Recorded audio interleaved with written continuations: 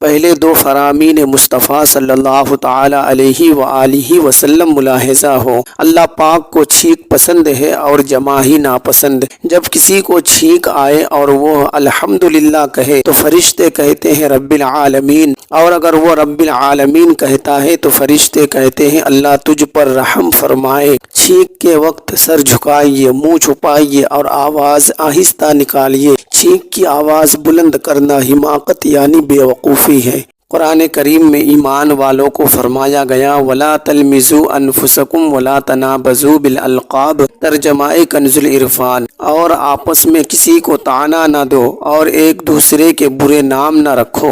دیکھیے کتنے صاف لفظوں میں ہمیں طعنہ دینے سے منع کر دیا گیا ہے، مگر افسوس آج کل ہمارے ہاں طعنے دینا، منہ پر عیب لگانا بہت معمولی سمجھا جانے لگا ہے۔ کوئی غریب ہے تو اسے غربت کا طعنہ دیا جاتا ہے، کسی کا رنگ کالا ہو تو طعنہ، قد چھوٹا ہو تو طعنہ، کوئی زیادہ لمبا ہو تو طعنہ، کوئی موٹا ہو تو طعنہ، کوئی کمزور ہو تو طعنہ، کسی کے ہاں اولاد نہ ہو رہی ہو تو طعنہ، کوئی بیچارہ ان پڑھ یا کم پڑھا لکھا ہو تو طعنہ، کسی کا رشتہ نہ ہو پا رہا ہو تو طعنہ۔ لوگ باتوں باتوں میں ایسے طعنے دے جاتے ہیں کہ سامنے والے کا دل ٹوٹ پھوٹ جاتا ہے، مگر اس کا کوئی احساس تک نہیں کیا جاتا۔ اللہ پاک ہمیں طعنے دینے یعنی طنز کرنے، منہ پر عیب لگانے اور دوسروں کو تکلیف پہنچانے سے بچنے کی توفیق عطا فرمائے۔ ناپ تول میں کمی کرنا، اللہ پاک قرآن کریم میں فرماتا ہے وَيْلٌ لِّلْمُطَفِّفِينَ الَّذِينَ إِذَا اكْتَالُوا عَلَى النَّاسِ يَسْتَوْفُونَ وَإِذَا كَالُوهُمْ أَو وَّزَنُوهُمْ يُخْسِرُونَ، ترجمہ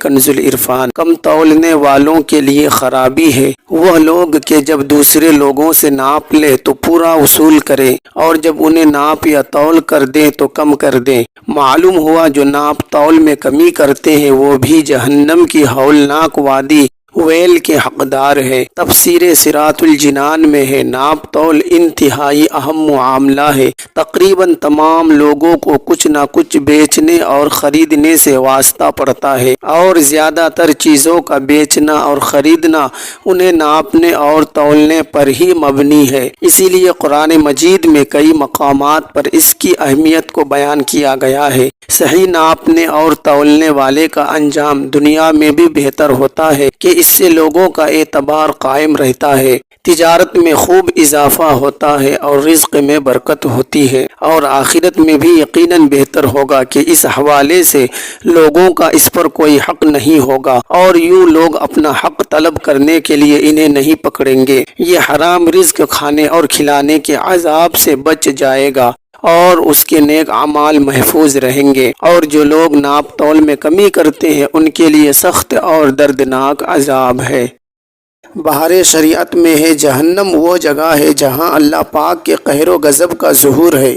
جہنم کے شرارے اونچے اونچے محلات کے برابر اڑیں گے، آدمی اور پتھر اس کا ایندھن ہے۔ یہ جو دنیا کی آگ ہے جہنم کی آگ کے 70 حصوں میں سے ایک حصہ ہے۔ جس کو جہنم میں سب سے کم درجے کا عذاب ہوگا اسے آگ کی جوتیاں پہنا دی جائے گی، جس سے اس کا دماغ ایسا کھولے گا جیسے تانبے کی پتیلی کھولتی ہے۔ وہ سمجھے گا کہ سب سے زیادہ عذاب اسی پر ہو رہا ہے، حالانکہ اس پر سب سے ہلکا عذاب ہوگا۔ حدیث پاک میں ہے یہ دنیا کی آگ جس کی گرمی اور تپش کو کون نہیں جانتا، یہ آگ بھی خدائے پاک سے دعا کرتی ہے کہ اسے جہنم میں پھر نہ لے جایا جائے۔ تعجب ہے انسان پر کہ جہنم میں جانے کا کام کرتا ہے اور اس آگ سے نہیں ڈرتا جس سے آگ بھی ڈرتی اور پناہ مانگتی ہے۔